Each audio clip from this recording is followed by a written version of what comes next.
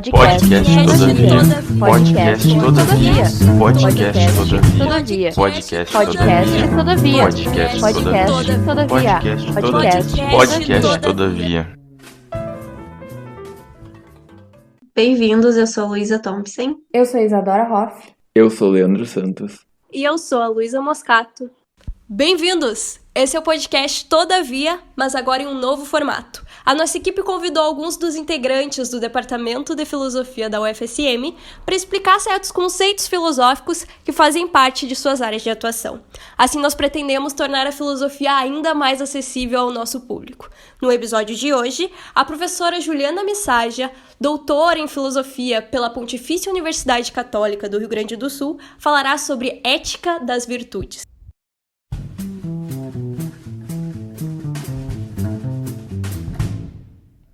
Olá, aqui é a professora Juliana Missaja, professora do Departamento de Filosofia da Universidade Federal de Santa Maria, e hoje, a convite do podcast Todavia, eu vim falar para vocês um pouquinho sobre ética das virtudes.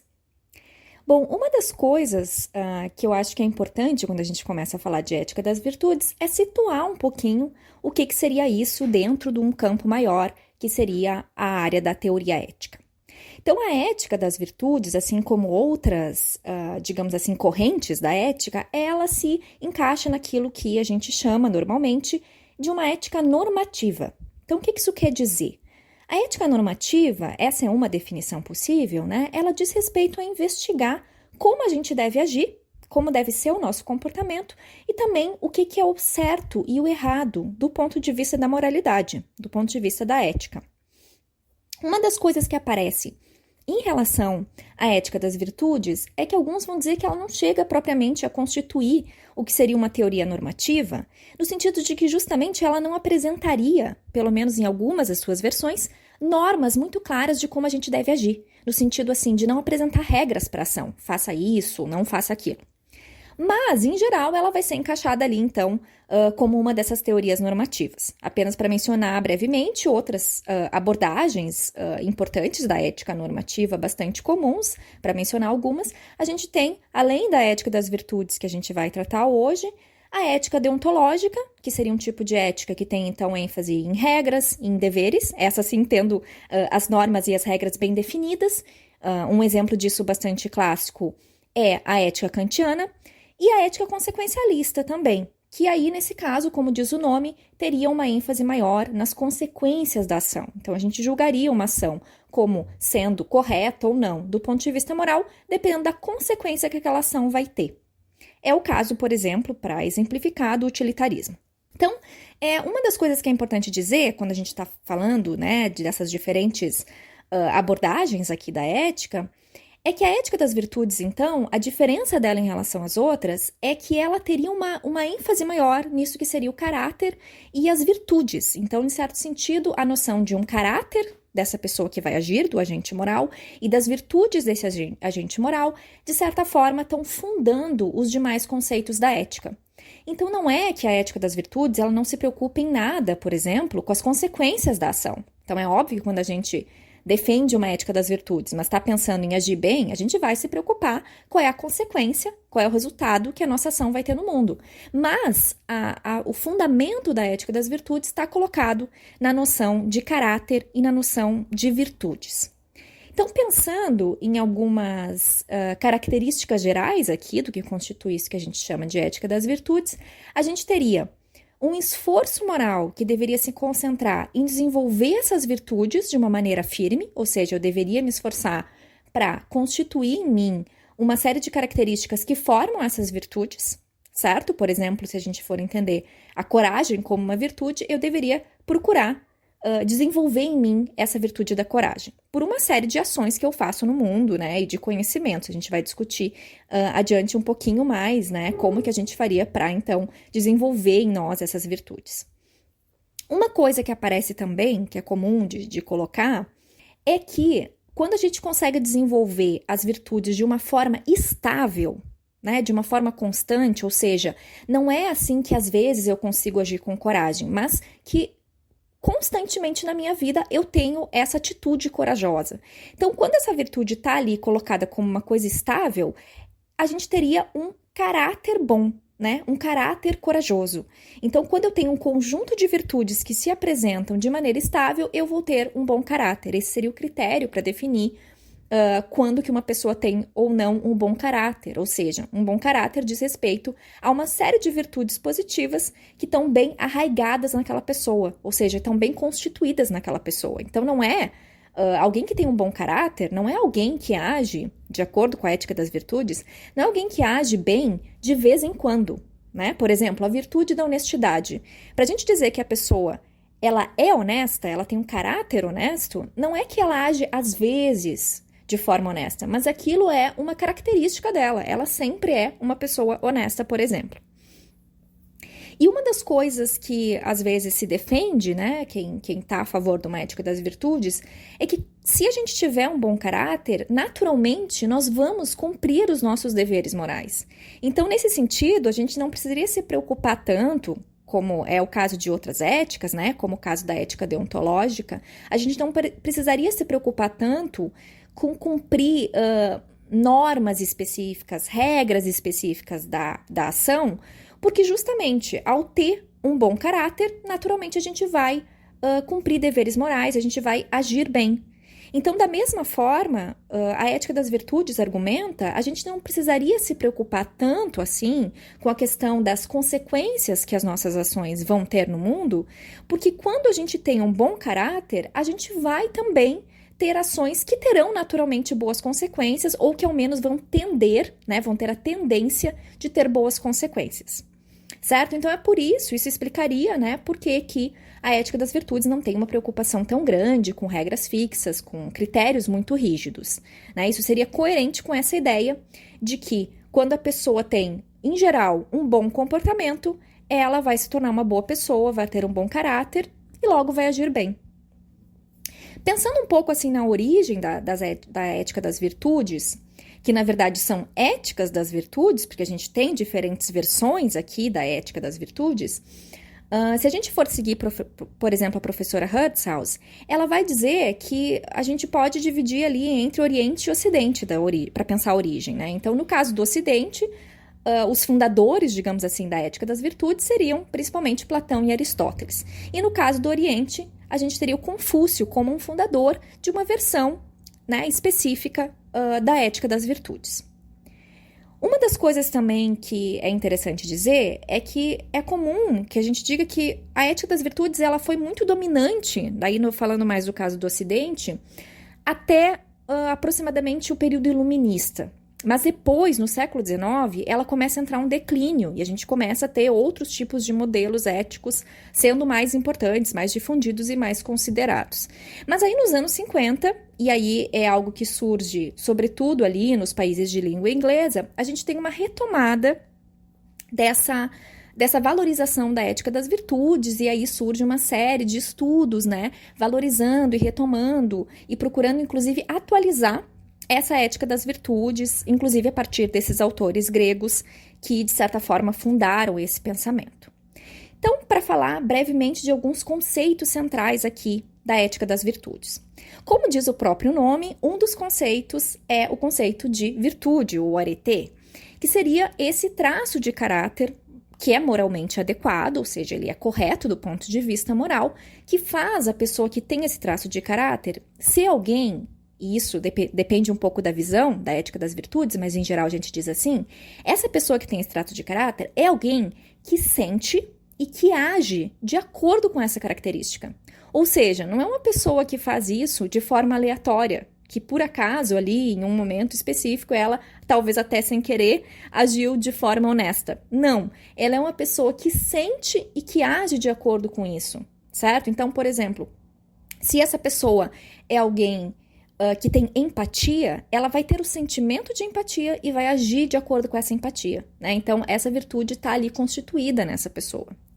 Outro conceito importante, que aparece em várias versões da ética das virtudes, é a noção de sabedoria prática.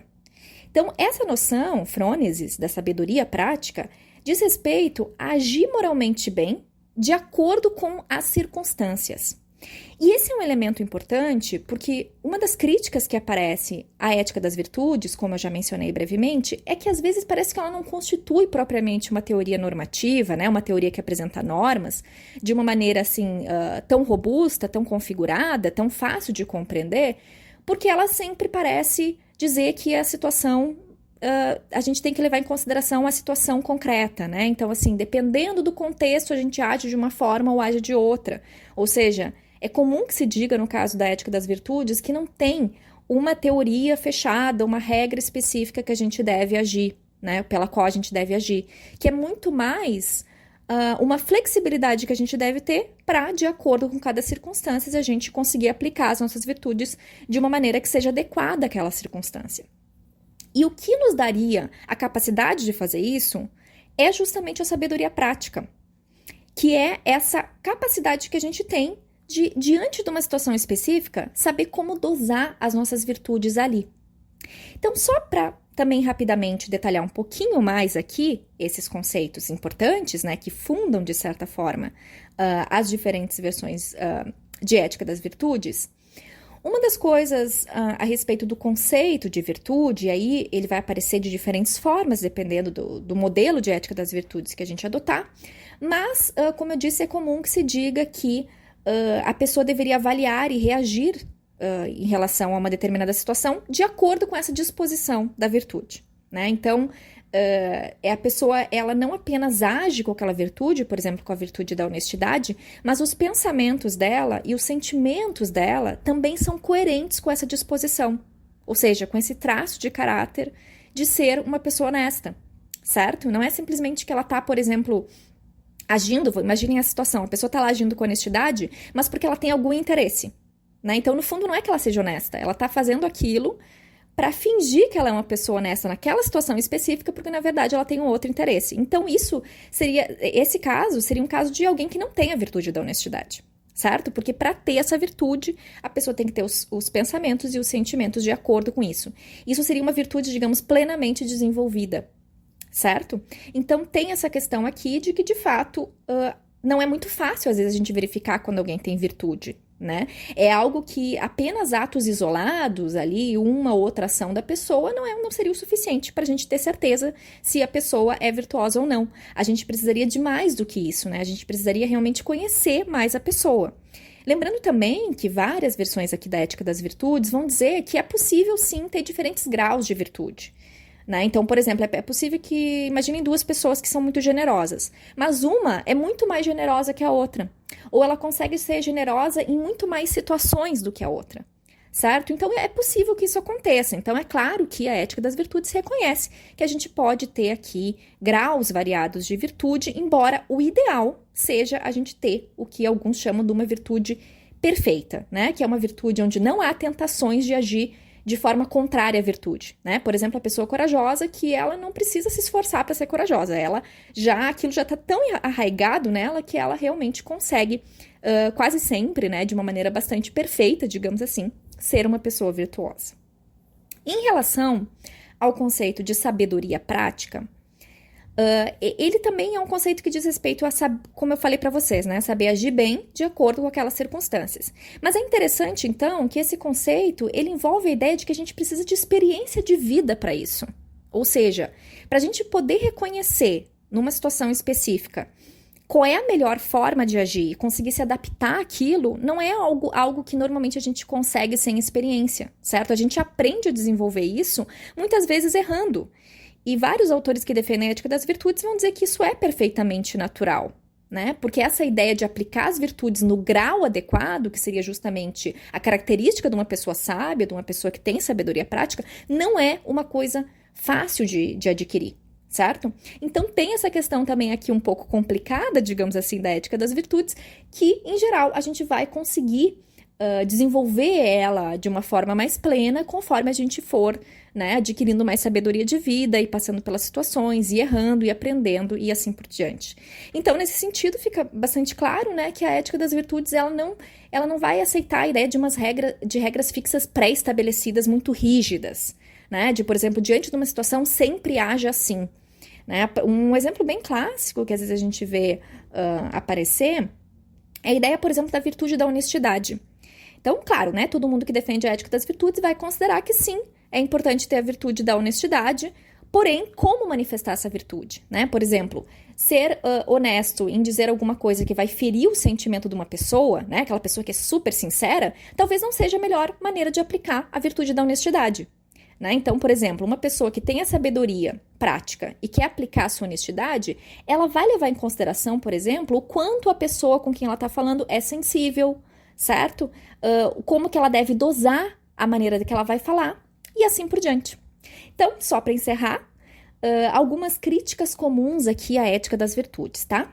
Uma das coisas é dizer que a ética das virtudes, ela tem uma certa dificuldade de aplicação, porque justamente ela não apresenta muitas regras fixas, né, pré-estabelecidas de como a gente deve agir. Ela justamente leva em conta o fato de que a gente tem que desenvolver essa sabedoria prática. Então, nesse sentido, alguns vão dizer que falta objetividade para a ética das virtudes, ela seria um pouco vaga. Outros vão dizer também que ela é um pouco individualista, porque ela está focando naquele indivíduo, naquele sujeito, né? É a pessoa que tem que ter aquele caráter constituído, é a pessoa que tem que se desenvolver para adquirir essas virtudes e ter um bom caráter. E outros vão dizer ainda que ela sofre um pouco do que seria um perfeccionismo, porque ela exige muito daquele sujeito, né? Exige que o sujeito desenvolva de uma forma o mais desenvolvida possível, né? O mais completa possível, uma série de virtudes que nem sempre são fáceis de adquirir, como, por exemplo, coragem, perseverança, etc., e de forma muito arraigada, né? Então, exige que a pessoa, para ter aquela virtude de uma forma perfeita, ela sempre haja assim. Então, eu acho que com isso a gente consegue ter uma visão geral do que é a ética das virtudes, e eu também fico à disposição de vocês, quem quiser entrar em contato comigo por e-mail para perguntar alguma coisa, se tiver ficado com alguma dúvida, fico à disposição de vocês também. Muito obrigada!